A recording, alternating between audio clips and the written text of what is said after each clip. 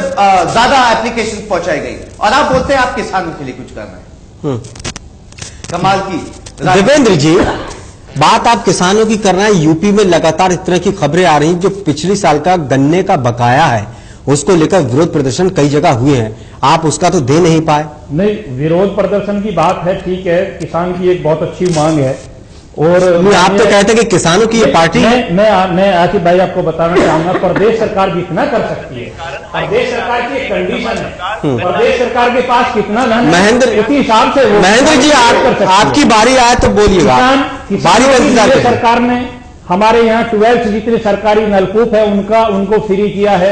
उसके बाद जो नहरें का पानी है, जो नहरों से सिंचाई के लिए पानी दिया जाता है, वो सब फ्री है।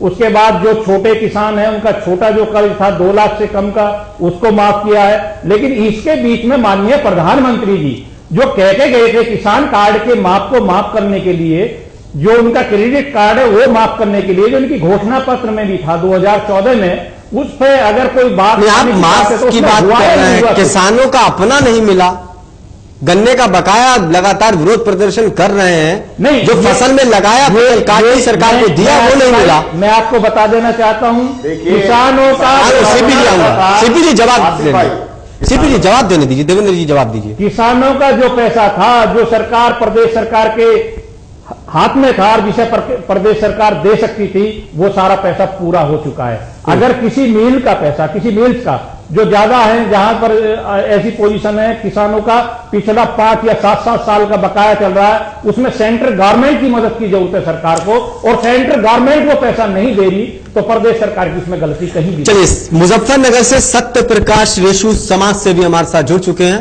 बहुत बहुत स्वागत है आपका। सत्य प्रकाश जी, क्या फिर से वो वक्त आ गया जब राजनीतिक दल लोगों से बड़े बड़े वायदे कर रहे हैं? क्या वक्त नहीं है आम जनता का कि उन वायदों के बारे में पूछा जाए जो पिछले विधानसभा चुनाव में पार्टियों ने किए थे, लोकसभा चुनाव में किए थे, कि कितने वायदे पूरे किए? पहले तो सभी अपने साथियों को मेरा प्रणाम। और मैं वादों के बारे में ये कहना चाहूंगा कि हम इस मंच को जनता के लिए प्रयोग करें, और जो हमारी पार्टी ने, जिस पार्टी ने जो वादे करे हैं उस बात पे बात करें, आपस में ना लड़ें जो है। और उससे ये बात निश्चित रूप से सामने आती है कि पार्टी जब चुनाव होता है जब कुछ और कहती है, और जब चुनाव निकल जाता है तो पता नहीं कौन सी लग्जरी उनके पास आती है, वो सब बातें धीरे धीरे बोलने लगते हैं। उसके बावजूद भी वर्तमान समय में केंद्र सरकार ने, केंद्र में और उत्तर प्रदेश में अखिलेश जी ने तो कमाल ही कर दिया काम करने में, कि 3.5 साल में अपने एजेंडे पूरे कर दिए। मैं कोई किसी के पक्ष की बात नहीं कह रहा हूं, मैं वास्तविकता बता रहा हूं। उन्होंने मेट्रो जैसी चीज को लखनऊ में अपने एजेंडे में जो नहीं था उसको भी ला दिया। कह रही है कि मेट्रो का जो उद्घाटन हुआ है आधा अधूरा हुआ है, काम पूरा नहीं हुआ है। कांग्रेस, बीजेपी, बीएसपी सब ये बात कह रही है। हमने आधा तो किया, जो राजनीतिक पार्टियां काम करती हैं, यदि उस तरीके से काम करें जो वो अपने एजेंडे में रखती हैं, तो देश बहुत तरक्की करे।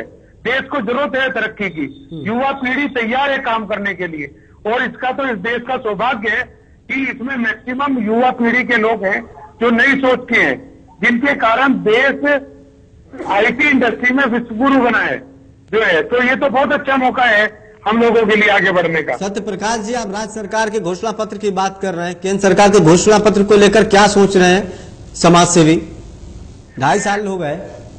मैं दोनों के लिए ये सोचता हूं कि इस देश के जो 30 से 40% वोटर किन्हीं कारणों से वोट नहीं गिर पाते हैं, उनकी वोटिंग जरूर दोनों पार्टियों को, केंद्र को भी और उत्तर प्रदेश गवर्नमेंट को भी अपने एजेंडे में रखनी चाहिए। जिस दिन वो 30 से 40% वोटर वोट गिरने लगेंगे तो राजनीति की पूरी सोच बदल जाएगी, क्योंकि इस 30 से 40% में वे लोग हैं जो किन्हीं कारणों से वोट नहीं गिर पाते हैं और जो इस देश के डिसीजन मेकर है। सत्य प्रकाश जी, क्या समाज सेवियों को भी आम जनता को जागरूक करना चाहिए? और जिस तरह से पार्टियां जिस तरह से घोषणा पत्र बनाती है कि समाज सेवियों को भी बनाना चाहिए कि देखिए पिछले चुनाव में क्या घोषणा किस पार्टी ने की थी, आप लोग जागरूक होइए, इन पार्टियों से सवाल कीजिए। क्या समाज सेवियों का ये दायित्व तो नहीं बनता है? बिल्कुल बनता है हमारा दायित्व। पूछना चाहेंगे, हमारी ये जिम्मेदारी है मान्यवर, ये हमारी जिम्मेदारी है। सत्यप्रकाश जी, एक सवाल का जवाब दीजिए आप। सत्यप्रकाश जी, हम आपसे सवाल पूछना चाहते हैं। जी बड़े भैया।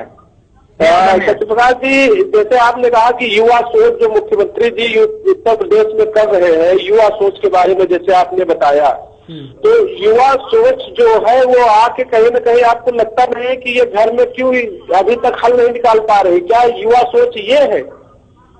इस तरीके से युवा को चलना चाहिए, युवा को आगे बढ़ना चाहिए। ये समस्या आपस में क्यों हुई है? तो इससे आपके कथनानुसार कि ये युवा सोच है, तो हम बिल्कुल नहीं मानते इस युवा सोच को। चलिए जवाब विपिन जी ने बड़ा अच्छा सवाल किया। सत्यप्रकाश जी, क्या युवा सोच समाजवादी पार्टी के अंदर आगे नहीं बढ़ पा रही है? आप उसकी तारीफ अगर कर रहे हैं। मैं दोनों की पार्टियों की तारीफ कर रहा हूँ। पहले तो मैं आपके उस प्रश्न का जवाब दे दूं जिसमें समाज सेवियों की जिम्मेदारी की बात आपने कही। ये निश्चित रूप से समाज सेवियों की जिम्मेदारी है कि वो राजनीतिक पार्टियों को आईना दिखाने का काम समय समय पे करते रहे। नंबर 1 बात। नंबर 2 बात, जो अब ये युवा पीढ़ी उत्तर प्रदेश में आगे नहीं बढ़ पा रही है परिवार के कलह के कारण, तो आप कुछ समय में देखेंगे कि अखिलेश जी बहुत आगे बढ़ेंगे और वो ठीक इस प्रदेश को ऐसा आईना दिखाएंगे जैसा मोदी जी ने गुजरात में दिखाया। गुजरात में कल भी थे मोदी जी, आज भी गुजरात में है। समाज सेवी के नाते बैठे तो आम जनता की बात कीजिए। आम जनता भूल जाती है चुनाव के वक्त में जो वायदे उनसे किए जाते हैं, उन वायदों को लेकर क्या सवाल नहीं करना चाहिए आम जनता को, समाज सेवियों को? बिल्कुल बिल्कुल सही है। ये सत्यप्रकाश जी की मानसिकता दूर से ही लग रही है कि समाज सेविक के रूप में है या राजनीतिक रूप में है, तो इसका ये उत्तर सही नहीं हुआ। नहीं मान्यवर, देखिए मैंने मोदी जी की भी तारीफ करी है, मैंने नहीं। आप बिल्कुल भाई साहब ने अभी जो पूछा कि आप जो है व्यक्ति विशेष की न लेकर आप समाज के प्रचार, आपको जनता के मुद्दे उठाने चाहिए कि जनता को क्या तकलीफ है। क्या मेट्रो से पूरी जनता ने, आप ये बताइए मेट्रो से क्या पूरी जनता, आप उन झोपड़ियों में जाके देखिए जाके भाई साहब जो आपके समाज सेवी के। विपिन जी ठीक है। देवेंद्र जी, क्या अखिलेश यादव का कद लगातार राजनीतिक बढ़ रहा था और लगातार जिस तरह से दूसरी पार्टियां समाज सेवी कह रही थी कि युवा नेता हैं, बेहतर काम कर रहे हैं, भ्रष्टाचार के कोई आरोप नहीं लगे, क्या अपनों को यही बुरा लग रहा था? नहीं, ऐसी कोई बात नहीं है। मैं आसिफ भाई वहीं फिर आ जाना चाहता हूं कि आप जो बार बार ये अपने की जो बात आ रही है, 229 जो हमारे एमएलए वहां बैठे थे, लगभग हमारे 26 में से 16 से 17 एमपी उनको जो एक मुश्त होकर समर्थन किया है, तो फिर आप कैसे कह सकते हैं कि हमको बुरा लग रहा है? नहीं, किसको? अखिलेश यादव को? नहीं, अखिलेश यादव जी को अगर हमें बुरा लगता तो इतना बड़ा हमारा समर्थन कैसे उनके साथ जुटता है एक साथ? पूरी एक मुश्त। नहीं, मैं उसकी बात नहीं कर रहा, परिवार के सदस्य, पुराने सदस्यों की बात कर रहा हूं। विधायक है उनके साथ, कार्यकर्ता उनके साथ है, जनता आपके कहे के अनुसार है, लेकिन जो पार्टी के लोग हैं वो क्यों नहीं है? देखिए, उसमें पार्टी के लोग, फिर वहीं पार्टी की बात आती है, परिवार की। पार्टी पूरे उनके साथ है। परिवार में नेताजी की इतनी बड़ी जिम्मेदारी है।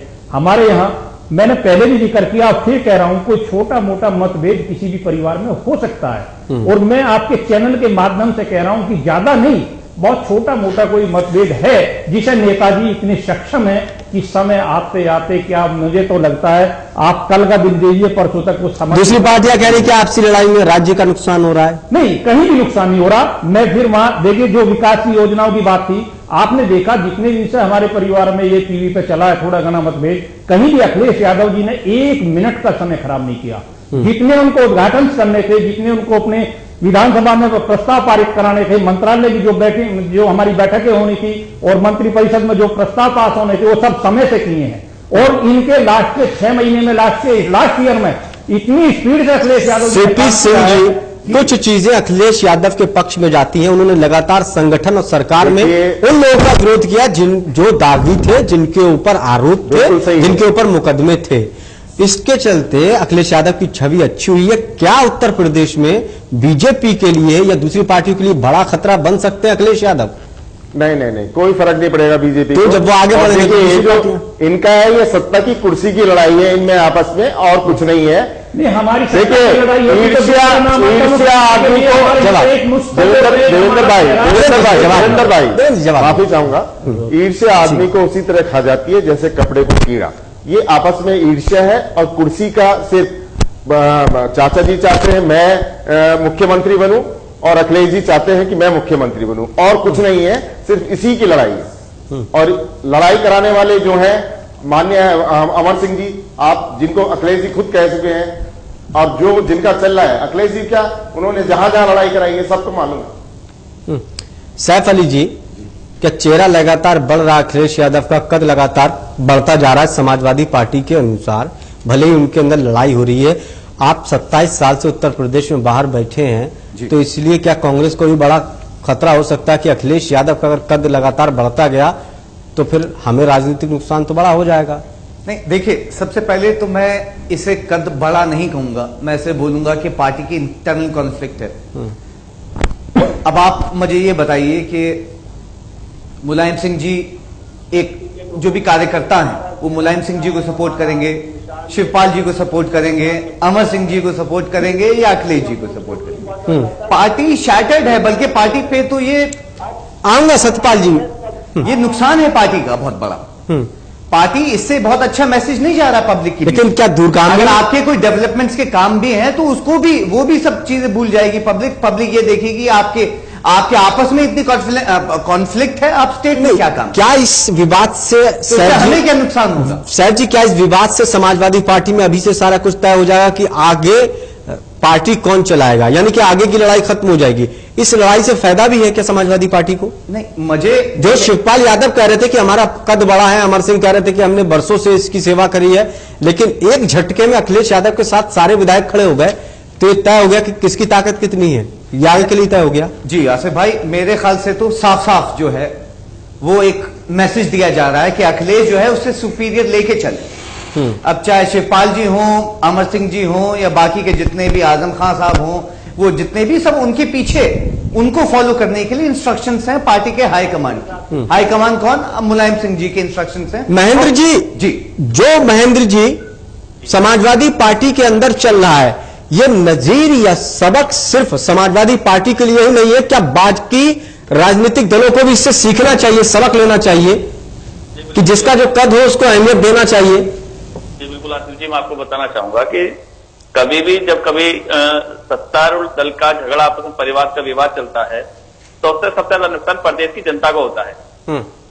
तो मेरा इनको एक, हमारी संवेदना इनके साथ है कि हम चाहते हैं कि जल्द से परिवार का इनका झगड़ा खत्म हो और कम से कम ये फाइट में आ जाएं। उत्तर प्रदेश के चुनाव में हमारे सामने फाइट में तो आने का, क्योंकि कांग्रेस की जो पार्टी है वो समाजवादी पार्टी पे बहुत ज्यादा उम्मीदें लगाई बैठी है, और यदि इनका परिवार का झगड़ा खत्म नहीं है तो कांग्रेस तो फिर ना इधर की रहेगी ना उधर की रहेगी।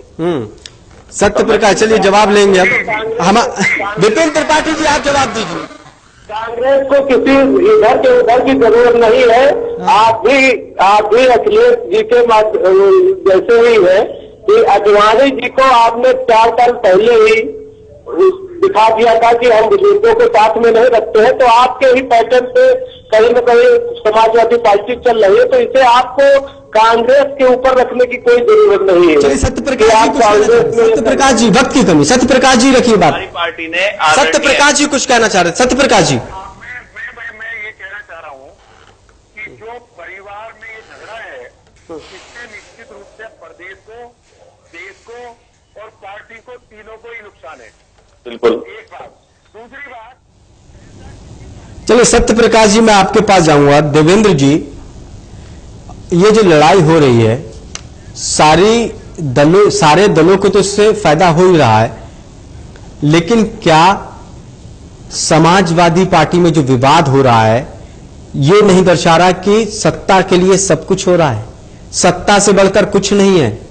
जिसने बनाया अखिलेश यादव को सीएम, जिसने इतनी ताकत दी, जिसने यहां तक पहुंचाया, आज उसी को दरकिनार मुलायम सिंह यादव को। आसिफ भाई, मैं फिर वहीं जाना चाहता हूं, फिर आपको तो जैसे कहते हैं कि मैंने पीछे भी ये जिक्र किया, पैसा रिश्तों से ऊपर होता है, लेकिन राजनीति में नहीं, मैं जो हालात होते हैं, परिस्थिति होती है, वही सब कुछ होती है, रिश्तेदारी कुछ नहीं। हमारी भारतीय जनता पार्टी के जो मित्र हैं, देखिए आपकी लाइन पे भी हैं और यहां भी बात चल रही है, उनको सबसे ज्यादा जो दिक्कत आ रही है वो आ रही है कि भाई हमारे परिवार में विवाद है, हमारी कुर्सी पे विवाद है। मैं आप लोगों से एक बात पूछना चाहता हूं कि कुर्सी पे विवाद के लिए या किसी भी लड़ाई झगड़े के लिए सामने इतने दूसरी कोई शक्ति नहीं होगी, ताकत नहीं होगी, इतने लड़ाई किस चीज की है? अगर अखिलेश जी कुर्सी की बात कर रहे हैं तो माननीय मुख्यमंत्री हमारे आज की तारीख में हैं वो, और आने वाले समय के लिए माननीय नेताजी ने उनको डिक्लेयर किया, माननीय शिवपाल जी ने उनको कहा, तो फिर कुर्सी की लड़ाई कहां रहेगी? लड़ाई ठीक है, कोई विवाद है अमर सिंह जी की, आप लड़ाई संगठन की है। मैं नहीं कह रहा उसका, देवेंद्र जी तो फिर लड़ाई के संगठन की है कि संगठन में किसके पास क्या पद होगा? मैं कह रहा हूं आपको आसिफ भाई, इस चीज में मैं नहीं कह सकता। चलिए आप नहीं कह सकते, लेकिन कहने वाले ये भी कह रहे हैं कि मुलायम सिंह यादव जी ने जो बोया वही काट रहे हैं, अपने परिवार के लोगों को आगे बढ़ाया और आज वही दरकिनार कर रहे हैं। अगर सही तरीके से वाजिब लोगों को पार्टी के अंदर अगर उनको बढ़ाया होता तो आज इज्जत करते। आसिफ भाई मैं फिर बता देना चाहता हूं, हमारी पार्टी, देखिए यहां आपने बहुत अच्छा सवाल किया है, तो मैं बोलना चाहूंगा, थोड़ा सा मुझे मौके दीजिए। मुलायम सिंह जी छोटी पार्टी, अगर क्षेत्रीय पार्टी की बात आ रही है, अगर क्षेत्र के हिसाब से हमारा वजूद जितना उत्तर प्रदेश में है, पहले नंबर पे सबसे बड़ी पार्टी उत्तर प्रदेश में, हमारी आज हर चीज में है, हम है भी उत्तर प्रदेश में। आज आप बात कर रहे हैं मुलायम सिंह जी की, जिसने अपने लिए करा, मुलायम सिंह जी ही तो ऐसे नेता हैं जिन्होंने अपने से हटके भी दूसरों को साथ मिला के खड़ा किया। आज हमारे पास सबसे बड़ा नाम आप देखिए, पार्टी में दूसरे नंबर का नाम माननीय आजम खान साहब का है। आप देखिए कितना बड़ा कद है, कितना सम्मान वो देते हैं। आप जाइए तो बहुजन समाज पार्टी, लेकिन सबसे ज्यादा के पास नसरुद्दीन सिद्दीकी का है, लेकिन सम्मान तो आजम खान साहब का है, जो किसी का लेकिन माननीय मुलायम सिंह जी करते हैं। आजम खान, बड़ा क्या, लेकिन आजम खान कितना परेशान है इस विवाद से, सुलह की कोशिश कर रहे हैं। एक ही वो चेहरा है जो सुलह की कोशिश कर रहा है, बाकी सब आग में घी डालना है। माननीय नेताजी का है, माननीय आजम खान जी का है, तो विवाद रहेगा। पार्टी की चिंता नहीं है, हमारी पार्टी की दोनों शक्तियां मिलकर जब एक साथ विवाद को खत्म करना चाह रही है तो हमारा विवाद है ही नहीं। आसिफ भाई मैं इनको पूरी तरह से नकारता हूं, भारतीय जनता पार्टी को सलाह देता हूं कि वो अपने चुनाव की तैयारी करें और जंग में हम लोग आ चुके हैं, अपने प्रत्याशी घोषित करें और हमसे लड़ाई लड़ें। और 2000 पार्टियों को भी समाजवादी पार्टी से जो मान रहे थे कि सीधे टक्कर उनसे है, उनके लिए भी ये राहत की बात है। और समाजवादी पार्टी का कहना है कि जो था तकरार थी, जो अंतरकलह था, वो सब कुछ खत्म हो चुका है, लेकिन लगातार जो बैठकें हो रही है उससे समस्या का समाधान नहीं निकलता दिखाई दे रहा है। बहुत बहुत शुक्रिया सभी मेहमानों का। खास कार्यक्रम में इतना ही। ताजा तरीन खबरों के लिए देखते रहिए TV 100। नमस्कार।